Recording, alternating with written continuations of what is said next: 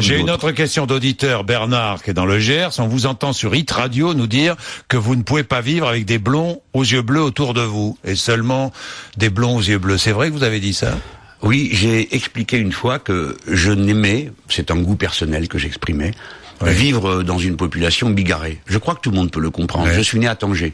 Voyez-vous, à Tanger, 1950, c'était le carrefour du monde. Il y avait dans la rue, boulevard Pasteur, passaient des Indiens avec leurs turbans sikhs. Il y avait bien sûr les Rifis qui descendaient avec leur tenue traditionnelle de berbère. Il y avait des Allemands, figurez-vous que dans ma classe, je suis le seul à avoir connu un pied noir allemand. Il y avait un Allemand dans ma classe. Il y avait des Portugais. Il y avait toutes les couleurs, des yeux, des cheveux, des tenues. Et j'en ai gardé une passion pour la bigarrure qui fait que je ne supporte pas de l'entre-soi lorsqu'on est seulement tous pareils. Et j'aime la bigarrure. Voilà ce que j'ai voulu dire. Et aussitôt, répondant ça, vous savez où j'ai dit ça ? Au Maroc, qui est mon pays natal. Je le disais pensant à tous ces jeunes gens de familles issues de l'immigration qui sont à la 2e ou la 3e génération, comme moi-même, qui est des grands-pères qui ont été naturalisés français parce qu'ils voulaient être français. Et je leur ai dit, ce pays est à vous, nous le faisons ensemble, c'est notre grande France. Et je leur ai dit, moi, je n'aime pas être qu'avec les blonds aux yeux bleus, je voulais par là leur faire en quelque sorte un petit clin d'œil d'affection. Je n'en retire rien. Voilà, j'aime la France comme elle est. Bien. Pas comme certains voudraient qu'elle soit. Alors, j'ai Corinne qui pose une question subsidiaire, qui est dans le Rhône par mail. 30 ans au Parti Socialiste, appelle sans condition à voter Hollande, et ça se dit anti-système. La seule ambition de Jean-Luc Mélenchon est de devenir second du capitaine de pédalo. Ceux qui veulent réellement renverser la table voteront Marine Le Pen. Bon, c'est une opinion. On a le droit de l'avoir, ce n'est pas la mienne. Mais, encore une fois, je demande qu'on n'utilise pas des arguments que je peux retourner très facilement. Oui, j'ai été 30 ans socialiste de cœur et d'esprit. C'est-à-dire que j'ai cru, et je crois toujours profondément à l'idée que l'égalité doit être le but de l'action politique. On doit tendre sans cesse toujours plus vers cette égalité entre tous. Et je comprends que les lepénistes, qui eux n'ont jamais cru à l'égalité naturelle des êtres humains, disent le contraire. Mais pourquoi dire 30 ans comme si c'était pour me dévaloriser? Mais alors que faut-il? Il faut avoir 20 ans, n'avoir jamais rien fait, ni pris aucune responsabilité pour trouver grâce à vos yeux. Jean-Luc Mélenchon, autre chose, Armand vous dit, à écouter vos discours, est évident que votre action a en réalité pour seul but de freiner l'hémorragie des électeurs de gauche qui seraient tentés de rejoindre le Front National. La preuve est qu'avant l'arrivée de Marine Le Pen, vous n'étiez qu'un mouton docile du Parti Socialiste. Bon. Voilà. Non, je n'étais pas un mouton docile, j'étais un dirigeant du Parti Socialiste. Et au Parti Socialiste, je pense pas qu'il y ait de moutons dociles. Je pense qu'il y a beaucoup de godillots, mais pas de moutons dociles. Il y a beaucoup de gens. Vous savez, quand vous y pensez sur le terrain, réfléchissez à qui sont les militants socialistes. Ce sont souvent des syndicalistes, des braves gens qui s'investissent dans la vie associative. Ne soyez pas méprisants parce que vous êtes d'extrême droite à l'égard des gens de gauche. Ce n'est pas bien. Et écoutez bien ça. J'ai en effet participé, et je crois moi à la loi de la majorité. Je crois qu'il faut être nombreux. Je crois pas aux avant-gardes. Et je vais vous dire, non, attendez, Monsieur Bourdin, je veux quand même dire quelque chose à ce monsieur et à toute cette bande. Écoutez-moi bien, vous ne servez vous strictement à rien. Ça fait 40 ans que le lobby Le Pen est là. À chaque élection, vous dites ça sera la suivante. Quand on arrive au deuxième tour, vous dites je m'en fiche du deuxième tour. Vous ne vous intéressez pas à votre patrie. Vous n'êtes pas raisonnable. Parce qu'au deuxième tour de l'élection présidentielle, il faut faire un compromis. Moi, j'ai fait un compromis. Vous ne faites rien. Vous êtes là, vociférez, aboyez. Vous êtes les chiens de garde du système. Parce que quand ils ont besoin qu'on vote pour eux, ils disent regardez, sinon la Madame Le Pen va vous dévorer. Vous êtes les chiens de garde du système et rien de plus. Bien, on va terminer avec Rémi, qui est dans l'Aube. Bonjour Rémi. Bonjour Jean-Jacques. Allez-y, Jean-Luc Mélenchon est avec vous. Oui, je voulais vous poser une question politique.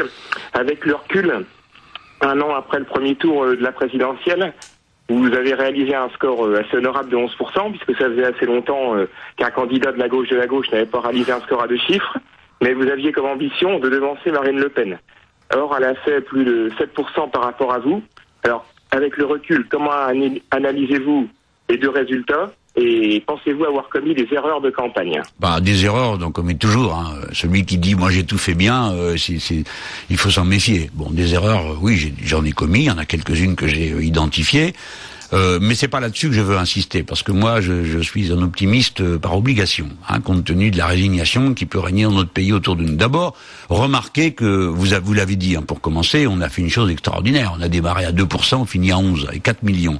C'est la première fois que l'autre candidat de gauche, parce qu'il y en a toujours eu 2 ou plusieurs, mais c'est la première fois qu'il y en a un qui passe la barre des 2 chiffres. Donc, nous sommes arrivés à un seuil de crédibilité. Alors, maintenant, je pense que j'ai bien fait d'abord de résister à la dédiabolisation de Madame Le Pen. Madame Le Pen, je l'ai combattue, les autres laissaient faire. D'ailleurs, ça continue. Il y a même un lepénisme médiatique assez frappant. Moi, on me diabolise, elle, on la dédiabolise.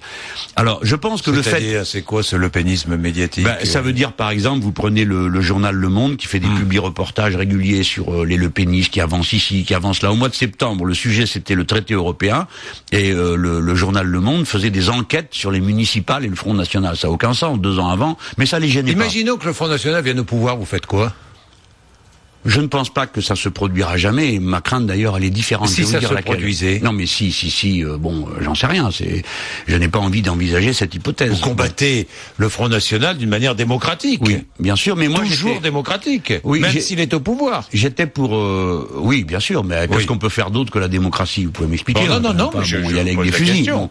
Mais ce serait une situation d'une gravité extrême, et c'est là-dessus que joue le lepénisme médiatique pour aider les chiens de garde. Mais je termine sur. Je pense que parce qu'on a mis au défi, beaucoup de gens nous ont été reconnaissants de ça. Après, dans les derniers jours, vous savez, dans les sondages, vous savez que moi j'y crois pas beaucoup, mais on a beaucoup parlé de ça à l'époque, nous étions à touche-touche. Et puis au dernier moment, environ 30% des électeurs de François Hollande, qui ont finalement voté François Hollande, se sont dit, il y a un risque, j'ai peur, je ne vote pas Mélenchon, je voterai Hollande. Ça, c'est les statistiques qui nous le disent. Et j'ai appris une chose extraordinaire, il y a eu un panel de faits électoral, vous savez, c'est un ensemble de gens, 6000 personnes, c'est beaucoup, et l'observation qui a été faite est absolument incroyable, tellement ça correspond à ce que moi je pensais.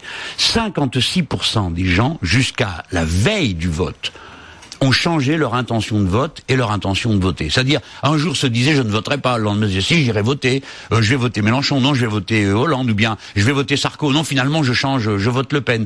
Il y a donc une très grande mobilité. Alors, peut-être que si j'ai commis une erreur, c'est d'avoir arrêté ma campagne le jeudi, en oubliant qu'il y avait encore vendredi et samedi, parce que beaucoup de gens ont pris leur décision au dernier moment. On ne pouvait plus, mais vous savez que le samedi, vous avez le droit de continuer à distribuer des tracts. Alors, je pense que j'aurais dû peut-être rester sur la brèche jusqu'au bout, parce que beaucoup de gens ont pris leur décision à la fin. Mais je n'ai pas de regret, parce que nous avons fait un tellement beau travail, et vous allez voir dimanche 5 à 13h30, place de la Bastille, cette force intacte qui ne s'est pas dissipée, on a dit c'est un champignon, Mélenchon est une pop star. Pas du tout.